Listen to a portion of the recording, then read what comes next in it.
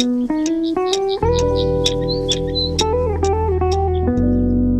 à toutes et à tous! Dans cette partie d'épisode, on va poursuivre avec notre voyage aux États-Unis. On voulait parler aujourd'hui d'un sujet d'actualité qui est déjà un peu moins présent dans les médias classiques et sur les réseaux sociaux, mais qui reste très important.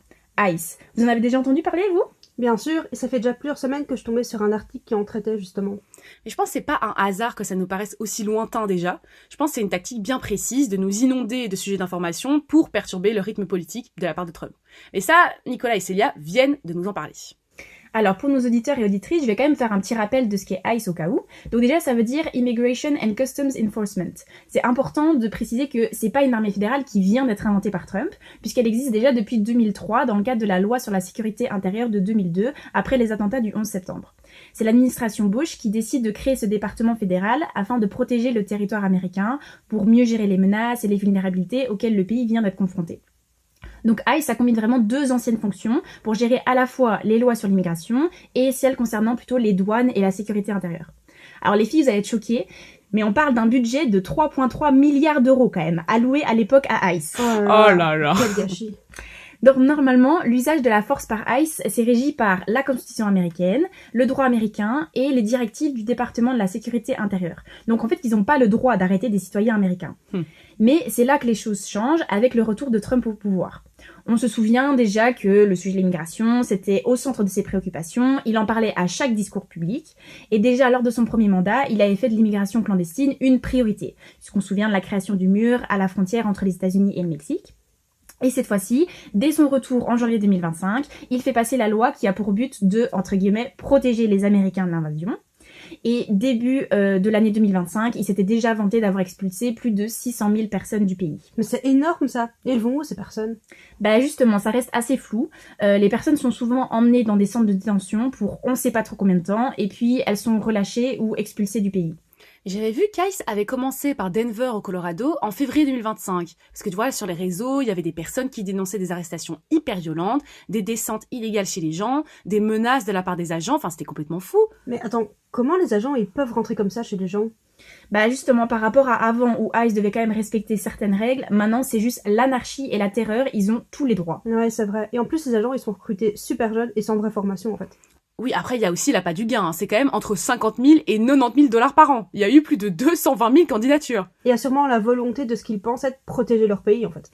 Ou alors ils sont juste racistes, hein. Voilà. Mais j'avais vu que leur pub pour être agent ICE était même sur Amazon, YouTube, Spotify. Enfin, elles étaient vraiment partout quoi. Mais Trump a débloqué 100 milliards maintenant pour financer ce projet. Donc, il y a des moyens. Mais alors ça a démarré à Denver, mais j'ai l'impression qu'on a aussi beaucoup parlé de Minneapolis, non? Oui, avec la mort de Ronnie Good, c'était une militante qui a été tuée par ICE, mais ça a beaucoup choqué, ça a beaucoup fait parler de ce qui se passait.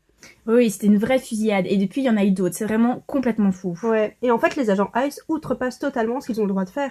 Ils portent des masques, des cagoules pour se cacher de la population, ils patrouillent dans les voitures banalisées pour piéger la population, enfin c'est dingue. Ouais, et on parle d'une frange particulière de la population, étant donné que l'agence ICE cible principalement des personnes latino, bien qu'il y ait aussi eu arrestation et détention d'autres minorités raciales, dont des personnes natives je pense.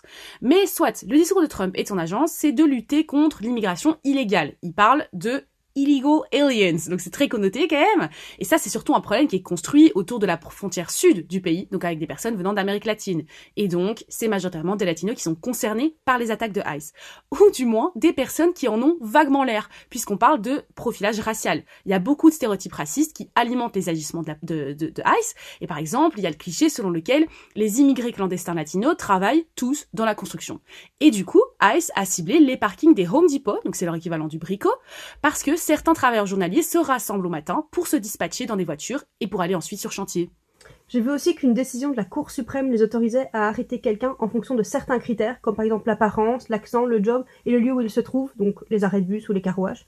Ces stéréotypes sont renforcés d'autant plus que les agents sont désormais moins formés, vu que leur formation a été réduite à 47 jours parce que Trump est le 47e président des États-Unis. Oh mon Dieu, C'est pas possible ça. oh là là. Et donc la conséquence, c'est quoi? Même si les gens ont des papiers en règle, s'ils se font profiler et arrêter, les personnes se retrouvent coupées de leur quotidien. Mais moi tout ça, ça me fait penser un peu au terme chronopolitique. J'ai l'impression que ça reflète bien la situation dont on est en train de parler. Tu veux bien nous en dire plus? Et je me demandais, attends, est-ce que c'est pas un terme qui a été inventé dans les années 70? C'est un sociologue qui s'appelle Wallis, si je me trompe pas. Et moi, en vrai, ça me fait penser au biopolitique de Foucault, où le pouvoir en place régule et contrôle les corps des citoyennes et des citoyens. Sauf ici, on va plus loin, parce qu'on pourrait dire que le pouvoir utilise le temps, utilise la cassure avec le quotidien, le déplacement, l'attente incertaine, etc., comme un outil biopolitique contre ces migrantes et ces migrants. Mais c'est totalement en lien avec notre sujet sur ICE. Oui, c'est totalement ça. Il y a vraiment ce côté d'action immédiate et de déportation rapide. Oui, vu que ICE agit un peu comme le bras armé d'une politique de tolérance zéro, rien n'est laissé au hasard et tout se fait très rapidement dans le but de déporter massivement en fait. Avec en plus une militarisation, des agents suréquipés qui s'autorisent à abattre. Et du coup, on pourrait faire un lien avec le concept de nécropolitique d'Achille Mbembe, où le pouvoir néocolonial décide de qui peut vivre et de qui doit mourir, en maintenant certaines parties de la population dans un état d'urgence permanent et en les exposant à la mort, tout en réduisant leur voix politique. Donc avec ICE, on est vraiment totalement dedans. Tout se fait dans les rues, les quartiers résidentiels, les écoles. Ça ajoute aussi ce sentiment de peur, de surveillance au sein de la population. Donc en fait, pour moi, on a un triangle biopolitique, nécropolitique et chronopolitique. Mais totalement, et ICE joue sur ça et utilise un peu cette peur comme un outil permanent en fait. De plus, les rafles sont médiatisées, des témoignages font état d'agents, arrêtant même des personnes sans distinction, créant alors une insécurité et une méfiance constante. Mais face à cette pression, on voit quand même qu'il y a des moyens de résistance populaire de la part des communautés. Donc on voit de plus en plus d'éléments qui sont mis en place pour justement contrer cette administration, avec notamment aux abords des écoles, des personnes qui lancent des signaux grâce à des sifflets. Donc comme ça permet de signaler la présence des agents ICE qui arrivent et de protéger les enfants qui arrivent ou qui partent de l'école et potentiellement bloquer physiquement les interventions des agents ICE. Ah, et donc ça, c'est ce qui a été mis en place à Minneapolis, non? Oui, c'est ça, et c'est vraiment à travers les réseaux sociaux qu'on a pu visibiliser ce qui se passait avec ICE. Et comme on a pu le voir, l'intervention de ICE dans la vie d'une personne ne se limite donc pas à une simple procédure administrative, mais agit bien plus profondément dans la vie des gens en fait, impactant alors toute la structure sociale de la famille. J'ai récemment lu un article du sociologue Marc Besson sur une théorie de la bifurcation forcée, et ça m'a totalement fait penser à ça.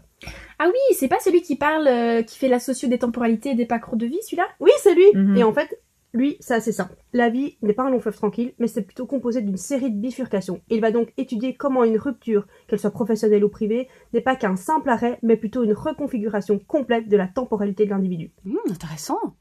Et il ajoute à ça aussi que nos vies sont entièrement rythmées par le temps pour autrui, qui revient par exemple à préparer le repas, amener les enfants à l'école, etc. Et il appelle cela le temps du care. Mais dans le contexte de ICE, ce temps de care s'arrête net. En effet, la bifurcation ne touche pas seulement l'individu arrêté, mais elle brise la temporalité de tout son entourage. Et donc le futur, qui était jusqu'alors un horizon de projet, se rétracte instantanément en un présent d'urgence. On ne planifie non plus une année, mais on essaie de survivre à l'heure suivante. Et c'est ça qu'il appelle la désynchronisation du care. C'est super intéressant. Est-ce que, du coup, on pourrait prendre l'exemple de l'arrestation d'un parent devant une école? Ça illustrerait bien ce concept? Oui, c'est ça.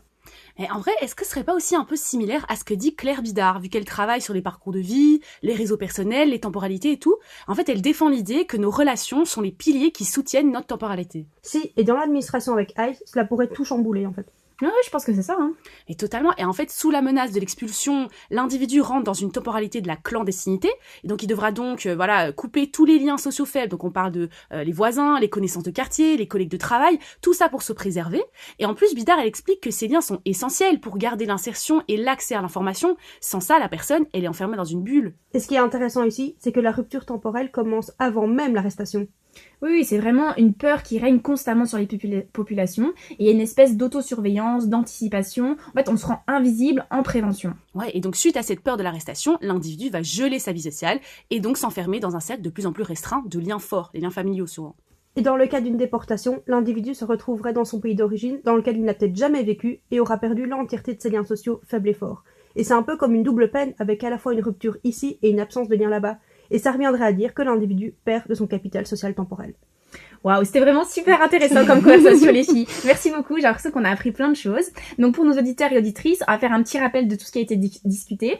Donc premièrement, la question de la chronopolitique, donc vraiment comment le pouvoir en place utilise le temps, et plus précisément la rupture, la cassure avec le quotidien, comme un outil biopolitique de contrôle des individus. On a aussi fait le lien avec le nécropolitique, et puis ensuite on a parlé des questions de profilage, donc c'est pas n'importe quelle population qui est ciblée, et tout ça dans un régime de terreur et de surveillance. Et puis au final, on a abordé Besson et Bidard, donc des sociologues qui permettent de parler des effets de l'arrestation, à savoir la désynchronisation du care et l'isolement social progressif. Et justement, cette rupture du quotidien, elle amène un temps suspendu, un temps d'attente qui sera discuté dans la suite du podcast. Merci à toutes et tous, on se retrouve pour le prochain épisode. Merci, bye bye. bye bye.